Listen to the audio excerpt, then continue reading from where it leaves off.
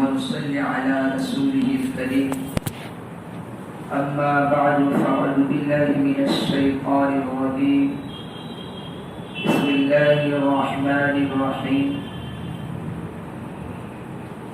فكلا أخذنا بذنبه فمنهم من أرسلنا عليه حاصبا ومنهم من أخذته الصيحة ومنهم من خسفنا به الأرض ومنهم من أغرقنا وقال تعالى وإن من أمة إلا خلا فيها نذير وقال تعالى وما أرسلنا في قرية من نذير إلا قال مترفوها إنا بما أرسلتم به كافرون صدق الله العظيم. اللهم صل على محمد وعلى آل محمد كما صليت على إبراهيم وعلى آل إبراهيم إنك حميد مجيد. اللهم بارك على محمد وعلى آل محمد كما باركت على إبراهيم وعلى آل إبراهيم إنك حميد مجيد. بزرگوں اور دوستوں، پروردگار عالم نے قرآن کریم کے اندر یہ اعلان کیا وَإِن مِّنْ أُمَّةٍ إِلَّا خَلَا فِيهَا نَذِيرٌ، کہ جب سے اس روئے زمین پر انسان کو بسایا گیا ہے، کوئی بھی قوم، کوئی بھی امت ایسی نہیں گزری کہ جس میں پروردگار عالم نے اپنا نمائندہ، اپنا وکیل یعنی اپنے پیغمبر کو نہ بھیجا ہو. ہر دور میں، ہر زمانے میں اور ہر علاقے کے اندر پیغمبر کو بھیجا گیا. تمام پیغمبر کو اپنے امت کے لیے یہی تعلیم کی نصیحت دی گئی کہ اپنی امت کو، اپنی قوم کو وحدانیت کی تعلیم دو، اپنی امت کو رسالت کے ذریعے سے یہ بتلاؤ کہ تمہارا خدا، تمہارا معبود جس نے تم کو پیدا کیا ہے، جو تمہاری ایک ایک پل کا حساب رکھ رہا ہے، وہ صرف ایک اور ایک ہے. پیغمبر کا یہ سلسلہ طویل کہ ہر پیغمبر اپنی قوم کو سمجھاتے رہے.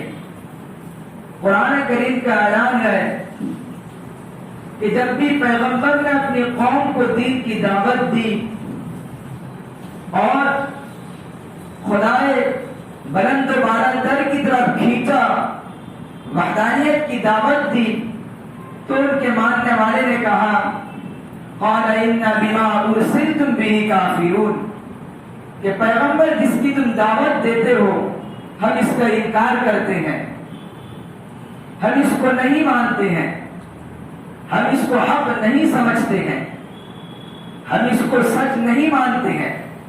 ہر پیغمبر کے ساتھ یہی معاملہ ہوتا رہا. اور پھر قرآن کریم نے ارشاد فرمایا کہ جب پیغمبر کی نقلی تعلیم سے، یعنی جو کتاب ان کو دی گئی تھی، اس کتاب کے ذریعے سے جب ان کو بات سمجھ میں نہیں آئی تو قرآن کہتا سنریہم آیاتنا فی الآفاق وفی انفسہم، کہ ہم نے تمہاری ذات کے اندر اور آفاق، زمین کے اندر نشانیاں اپنی رکھ دی ہے. اور فرمایا فجعلناہ سمیعا بصیرا، کہ ہم نے تمہیں آنکھ دی اور تم کو میں نے کان دی، تاکہ تم آنکھ کے ذریعے سے دیکھو اور کان کے ذریعے سے سنو، اور سننے اور دیکھنے کے بعد غور کرو ہماری ان نشانیات پر جو ہم نے تمہارے لیے تمہارے سامنے موجود کر دیے ہیں. اور پھر فرمایا اگر تم کو پیغمبر کی بات نہیں سمجھ میں آتی تو کیا تم یہ نہیں دیکھتے اولم یروا الی الطیر فوقہم کیف صافات ویقبضن ما یمسکہن الا الرحمن، کہ تم غور تو کرو. اگر تم یہ کہتے ہو کہ خدا نہیں ہے، اس کا احکام نہیں ہے، یہ سب جھوٹ ہے اور دنیا یوں ہی چلتی ہے، تو تم اپنے اوپر ذرا نگاہ کرو، اپنے اوپر نگاہ اٹھا کر دیکھو.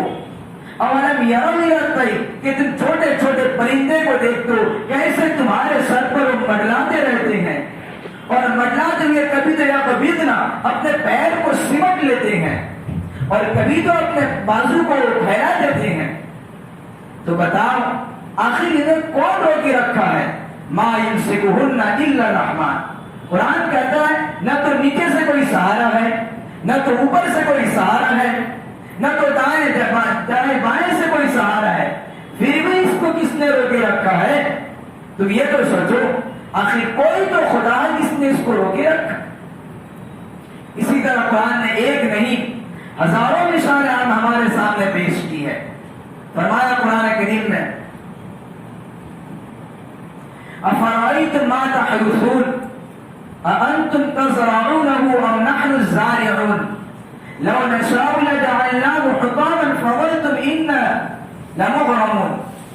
قرآن کہتا ہے افرأیتم ما تحرثون، یہ جو بنجر زمین کو تم کھود کر اس میں تم پودے کو بیج کو ڈال دیتے ہو، بتاؤ اس سے کھیتیاں کون نکالتا ہے؟ افرأیتم ما تحرثون، تم نے ایک مردہ بیج کو زمین میں ڈالا تھا، زمین کو اس پر تم نے ڈھانپ دی تھی، بتاؤ اس میں کاریگری کس نے کی؟ کس کی صنعت کا یہ نتیجہ تھا کہ وہ مردہ بیج پودے کی شکل میں لہلا تو وہ تمہارے سامنے نظر آ گیا. انتم تزرعونه ام نحن الزارعون، بتاؤ اس کی کھیتیاں اگانے والے ہم ہیں یا تم اگاتے ہو اس کو زمین کے نیچے سے؟ پھر بھی تم ہماری بات کو نہیں سمجھتے.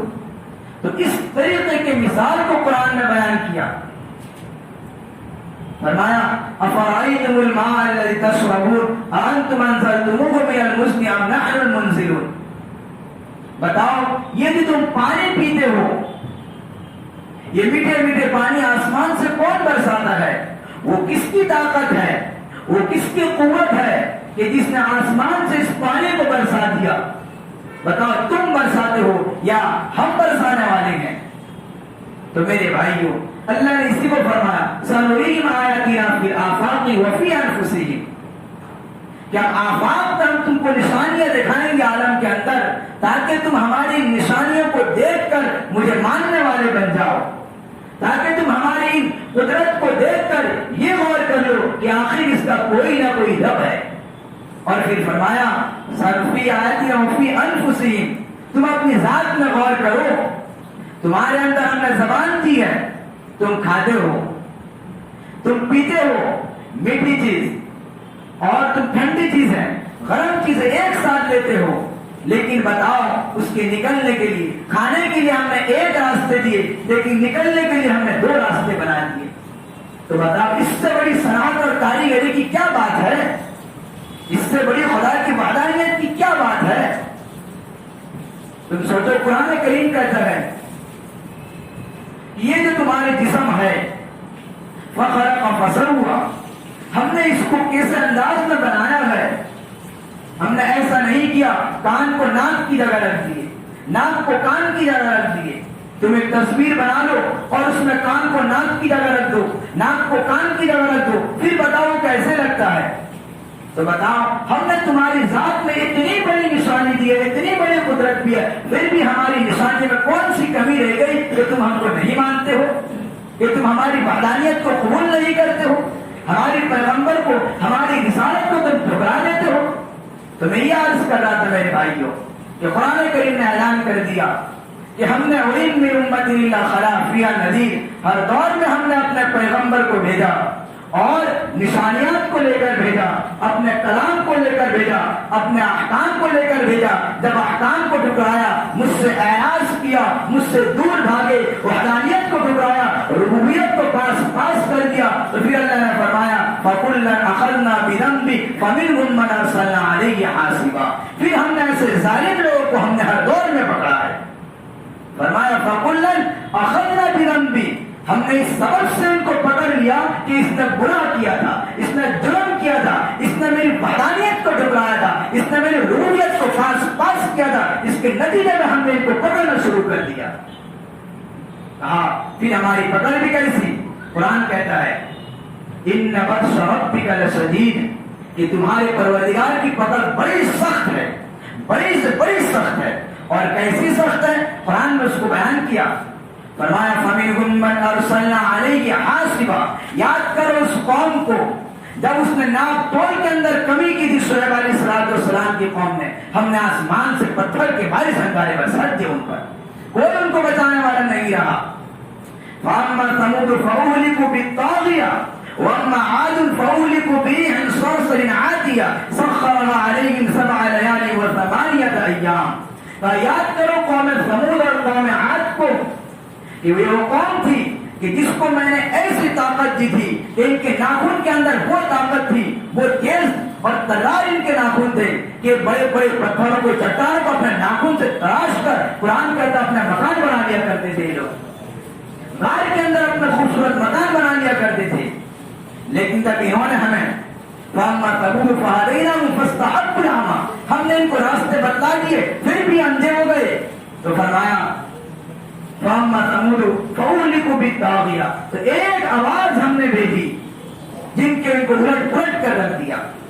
اور قوم عاد کے بارے میں فرمایا 7 دن 7 لیال و 8 ایام، 7 دن اور 8 رات، ہم نے 7 لیال 7 رات اور 8 دن ایسی خطرناک ہم نے ان میں تیز ہوائیں چلائی۔ فرمایا وہ زمین پر ایسا گرے تھے کأنہم اعجاز النخل خاویہ، اس طریقے سے وہ زمین پر گرے ہوئے تھے جیسا کہ کھجور کا تنا گرا ہوتا ہے۔ تو قرآن کہتا ہے جب بھی کسی قوم نے گناہ کیا، سرکشی کی، اپنی مرضی پر آ گئی، اپنے منمانی پر آ گئی، اپنے نفس کی بات پر عمل کرنے پر آ گیا، تو قرآن کہتا ہے فَكُلًّا أَخَذْنَا بِهِ، ہم نے ایسے لوگوں کو ہر دور میں ہلاک کر دیا ہے۔ پھر ہم نہیں دیکھتے ہیں یہ کس قوم کی، کس امت کی قوم ہے، یہ کون سی امت ہے، یہ کتنی طاقتور امت ہے، یہ کتنی خوبصورت امت ہے، پھر اللہ تعالیٰ ان چیزوں کو نہیں دیکھا کرتا میرے بھائی۔ تو میرے بھائیوں میں یہ عرض کر رہا تھا، قرآن کریم میں جو میں نے شروع میں آیت پڑھی تھی کہ پروردگار عالم نے ہمیں قرآن کریم اور پیغمبر ہمارے سامنے دیے، اور پیغمبر کے ذریعے سے قرآن ہم کو بھیجا، اور اس قرآن کریم کے اندر ہر طرح کی تعلیمات ہمارے سامنے پیش کر دیے گئے کہ ہم کو رہن سہن کی دو ہی چیز ہمارے سامنے پیش کی گئی ہے، ایک ہے حقوق اللہ اور ایک ہے حقوق العباد، کہ وہ عبادت جس کا تعلق اللہ سے ہے، مثلا نماز، روزہ، حج، زکات، اور حقوق العباد وہ عبادتیں کہ جس کا تعلق بندوں سے ہے، معاملات، یعنی یوں سمجھتے کہ معاملات ہیں۔ اگر قرآن کریم اور حدیث میں ان چیزوں کو صاف صاف کر بالکل کھلا کھلا واضح طور پر بیان کر دیا گیا ہے، پھر بھی اگر آج ہم قرآن کریم کی ان آیتوں سے یا احادیث شریفہ کی ان احکام سے ہم گریز کریں تو یاد رکھیں میرے بھائیوں، جس چیز میں بھی ہم کمی کریں گے، یہ اللہ کا اعلان ہے ہم کو تم ایسے مانو جیسے ماننے کا حق ہے، یعنی ہماری ذات اور صفات کو ایسے مضبوط سے تھامے رکھو، یہ نہیں کہ صرف نماز تو پڑھ لیے لیکن مسجد کے باہر نکل کر دغا بازی شروع کر دیے، نماز تو تم نے پڑھ لی لیکن اپنے مسلمان بھائی کے بارے میں اپنے دل کے اندر گندگیاں بھر رکھی۔ یاد رکھو پروردگار عالم نے فرمایا یا ایھا الذین آمنوا اجتنبوا کثیرا من الظن ان بعض الظن اثم ولا تجسسوا ولا یغتب بعضکم بعضا ایحب احدکم ان یاکل لحم اخیہ میتا فکریہتموہ۔ قرآن کہتا ہے، اللہ فرماتے ہیں مجھے یہ بھی برداشت نہیں کہ تم میں سے کوئی اپنے بھائی کے بارے میں گمان کرے، مارنا تو دور کی بات ہے، قتل و قتال تو دور کی بات ہے، کسی کے بارے میں جھوٹ بولنا تو دور کی بات ہے، کسی کے بارے میں دغا بازی کرنا تو دور کی بات ہے، کسی کے بارے میں سازشیں رچنا تو دور کی بات ہے، پروپیگنڈا بنانا تو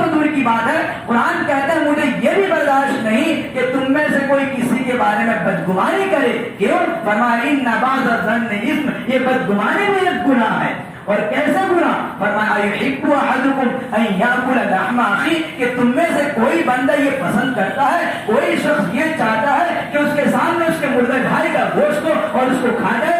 جس طریقے سے اپنے مردے بھائی کا گوشت کھانا اور ناپسند کرے گا، یعنی ایسا ہی کسی کے بارے میں بدگمانی کرنا ہے. اور علماء نے لکھا ہے جو زبان بدگمانی کرتی ہے اور جو کان اس کو سنا کرتی ہے، کل قیامت کے دن وہ زبان بھی کاٹی جائے گی اور اس کان کے اندر تابے سے پگھلا کر ڈالے جائیں گے. کرنا بدگمانی کرنا والا بھی گنہگار ہے اور بدگمانی سننے والا بھی گنہگار ہے. اس لیے اللہ کے نبی نے فرمایا تھا کعبۃ اللہ کو خطاب کر کے کہ کعبہ اگر تجھے کوئی 100 مرتبہ توڑ کر بنا دے تو مجھے اتنا رنج اور درد نہیں ہے جتنا کسی مسلمان کو ستایا جائے. تو بتائیے انسان کے احترام کے بارے میں بھی کیا کہا گیا. تو میرے بھائیوں یہ شریعت تو صاف اور پاک ہے کہ اگر آج ہم یقینی معنی میں اس شریعت کو سمجھنے والے بن جائیں، اللہ کی ذات اور صفات کو سمجھنے والے بن جائیں، پیغمبر کی ذات اور صفات کو سمجھنے والے بن جائیں، حقوق اللہ کو سمجھنے والے بن جائیں، حقوق العباد کو سمجھنے والے بن جائیں، رہن سہن کو سمجھنے والے بن جائیں، اور ہر قدم اٹھانے سے پہلے ہم یہ سوچ لیں کہ ہمارے پیغمبر نے، میرے خدا نے ہمیں کس چیز کا حکم دیا ہے. جس قرآن کو ہم پڑھتے ہیں اس قرآن میں ہمیں کس چیز کا حکم دیا گیا ہے. اگر یہ ہم سوچ لیں پھر تو میرے بھائیوں ہماری زندگی ایسی صاف اور شفاف ہو جائے گی کہ ہم بیدار اور بے گناہ ہو جائیں گے. قرآن کریم کے اندر ایسا کوئی مسئلہ نہیں، رہن سہن سے لے کر زندگی گزارنا، تجارت کرنا، ہر چیز کو قرآن کریم کے اندر صاف صاف کر کے بیان کر دیا. اللہ کے نبی علیہ الصلوۃ والسلام نے کھول کھول کر معاشرات کے متعلق بیان کر کے چلے گئے. اب یہ ہمارا قصور ہے، یہ ہماری غلطی ہے کہ ہمیں ٹائم اور وقت نہیں ملتا کہ اس خدا کے قرآن کو ہم پڑھیں یا سمجھنے کی کوشش کریں. اگر سمجھ میں نہیں آتا تو کسی کے سامنے میں اتنا وقت بھی نہیں دے سکتے کہ کوئی ہمیں قرآن سمجھانے والا بن جائے. حالانکہ جس خدا نے یہ زندگی دی، یہ خوبصورت جوانی دی، یہ وقت دیا، اور اللہ کے نبی نے فرمایا یاد رکھو، فقیہ ابو اللیث رحمۃ اللہ علیہ فرماتے ہیں کہ کل قیامت کے میدان میں اس وقت تک انسان کے قدم نہیں اٹھے گا جب تک ان کو 5 چیزوں کے متعلق سوال نہ کر لیا جائے.